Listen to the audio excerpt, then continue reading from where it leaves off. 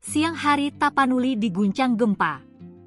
Kedalaman hanya 2 km, gempa tektonik dengan kekuatan magnitudo 4 mengguncang Kabupaten Tapanuli Utara, Sumatera Utara, Jumat, 18 April 2025. Getaran gempa dirasakan sejumlah warga. Kepala Balai Besar BMKG Wilayah 1, Hendro Nugroho, mengatakan gempa terjadi pukul 11.52 waktu Indonesia Barat. Epicenter gempa bumi terletak pada koordinat 20 derajat lintang utara dan 99,01 derajat bujur timur. Tepatnya berlokasi di darat pada jarak 5 km tenggara, Taput, Sumut, pada kedalaman 2 km, ujar Hendro dalam keterangan tertulisnya.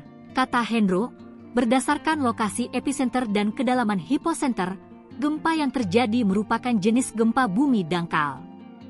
Penyebabnya akibat adanya aktivitas sesar besar Sumatera pada segmen Renuna, ujar Hendro. Dia lalu menjelaskan, berdasarkan laporan dari masyarakat, gempa bumi ini dirasakan di daerah Kecamatan Tarutung, Taput, dengan skala intensitas 2,3 mm atau getaran yang dirasakan nyata dalam rumah.